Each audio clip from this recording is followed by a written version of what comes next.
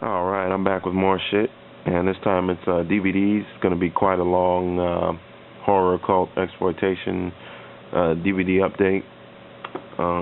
Got tons to show you. Stuff I've got like in December of '08 that I haven't even shown yet. So quite a bit. So I'm going to go ahead and show this before it's shown in too many other people's videos. I saw it in my man Extra the Mutilator's video. Go check his out. He just picked this up as well. I picked this up. I saw this with a friend that was actually in the movie last summer. She was an extra in the movie. I saw it at a premiere in downtown Seattle Center. What was cool about it was most of the cast was actually there, and the director as well. So it was a pretty cool atmosphere to be in, just to see a movie with all the cast there and everything. And the director himself actually talked about the movie, talked a little bit about his background, his horror influences. But yeah, this is it's called Zombies of Mass Destruction. It's a horror comedy, and it's actually one of the better horror comedies I've seen in a while. It's definitely as entertaining as Shaun of the Dead, I'll have to say. I enjoyed it better than Zombieland. I'm only comparing the two because, you know, of the type of movies they are. But I would definitely recommend this for fans of movies like Shaun of the Dead and Zombieland and Dead Alive. It's gory. It's extremely funny in parts, I thought, and I don't know. Maybe I'm a little bit biased because I actually saw it in the theater with the cast there. So like I said before, the atmosphere was just right for this type of movie. But yeah, I'd say definitely pick this up if you're a fan of horror comedies in general. And props to Extra the Mutilator for actually picking this up too. And he had an open mind going into this, so definitely pick this up if you're a fan, like I said, of like Shaun of the Dead, movies like that. And I did pick up Zombieland too. It was pretty good, but you know, I thought it could have been better. I love the Bill Murray cameo. Woody Harrelson was great in it, but I don't know. There's something about it just didn't do it for me completely. I mean, it was very entertaining overall, but I don't know. My favorite parts obviously were when the rules came up on the screen, like how to kill zombies, stuff like that. But it had potential, but I don't know. For some reason, it just didn't fulfill it for me. But that's Zombieland.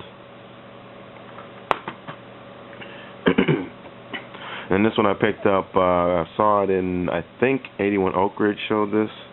I'm not sure. BTK, based on the BTK killer. Picked this up at a Hollywood Video near me that was going out of business. They're selling their movies for like, or the DVDs for like $3 for $20 when I was there. But yeah, this is one of the ones I picked up. It was actually a little bit more brutal than I thought it would be. It's an R rating, and there's actually some pretty brutal killings in this. Not like extreme over the top, but just a little bit more than I expected. But some of the acting in it's kind of stale and actually pretty funny. Like the woman that plays his wife and the girls that play his daughters, they're kind of leave a lot to be desired on the acting tip, but you know, I guess that's to be expected for this type of movie. But I don't know. I haven't seen any of the other BTK killer based movies, so I can't really compare it. It was decent, wasn't anything spectacular, but I enjoyed it, you know, somewhat. And this is Frontiers. I finally broke down and got this after seeing it around and hearing about it from so many different people. Finally broke down and got it at that same Hollywood Video the same night. Like I said, $3 for $20, so figured I might as well. And I was really impressed with it, especially towards the end. When it started, I was like, nah, you know, whatever. and then it got really bloody and brutal, especially towards that ending sequence. I had a strong Texas Chainsaw Massacre vibe to this. I don't know about Saw, but yeah, I thought about Hostel a little bit while I was watching this. Martyrs popped into my head a little bit, but I got a strong Texas Chainsaw vibe from this for obvious reasons if you've seen the movie. The main thing that bugged me about this movie was the ending sequence, even though I enjoyed it because it was so gruesome and bloody and the kills were great, special effects were amazing. It was just so unrealistic. You know, just the person, I guess it's kind of a spoiler, the person that actually survives the whole ordeal, all the things she had to go through to survive in that last sequence, there's no fucking way she would have gotten out of alive. Well, but whatever, I guess. I mean, what do you expect? I mean, if you're a fan of like movies like Hostel, if you like Texas Chainsaw and the vibe that movie had, I'm not really comparing the two, but I mean, I felt that same type of vibe. You should probably check this out. But that's Frontiers. This is Count of Nine Tails. Dario Argento. I believe it's his second movie that he made. I enjoyed it. I don't think it's one of his best movies, but it was very enjoyable. Nice little murder mystery. There's a cool scene in here, a cool death scene involving a man in a train, and that's all I'll say. But that's probably the coolest scene in the movie as far as I'm concerned. But again, that's Count of Nine Tails, the Anchor Bay release.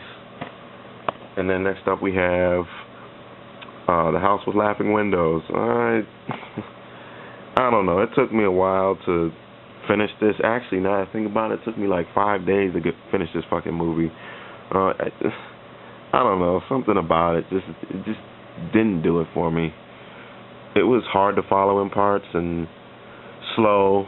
I don't know. Maybe I'll give it another look at some point in time.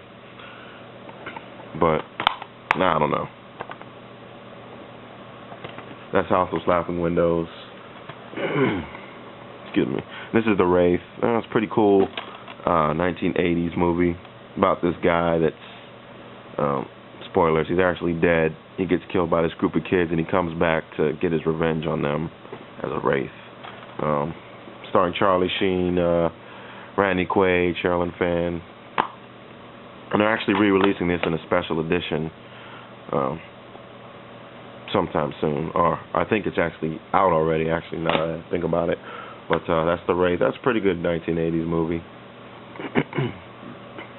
And then we have Dead Snow. I was very impressed with this. And it says one of the 25 best zombie movies of all time.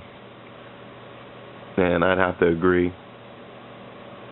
It's definitely one of the better zombie flicks I've seen. And I read somewhere it was one of the best Nazi zombie movies of all time. I don't remember where I read that, but that's not really saying much. I mean, because the only other Nazi zombie movie I've seen was Shockwaves, and that wasn't even all that. But this was a great movie. The zombies aren't really zombies in this. They're more like, I don't know how to describe it, but they're not your typical slow-moving, incoherent, you know. But and there's a lot of cool kill scenes, and it's extremely brutal and bloody. So this is highly recommended for any fan of zombie movies in general. So this is the 2-disc special edition.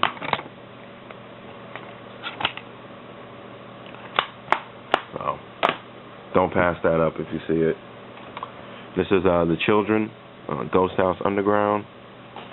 It was pretty good. Started off kind of slow, somewhat, but actually pretty disturbing. Pretty disturbing stuff.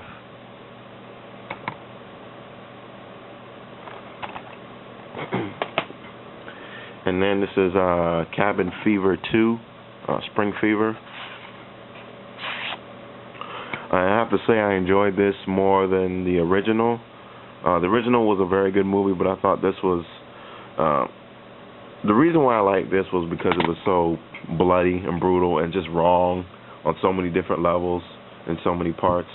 Um, some really gruesome kill scenes in it, and there's some stuff that's just you wouldn't believe. Like there's a guy that gets infected by this girl who is infected. She's got like warts and shit on her lip, and she's going down on him, and you don't think anything of it, but you think maybe he might be infected. At the end of the movie,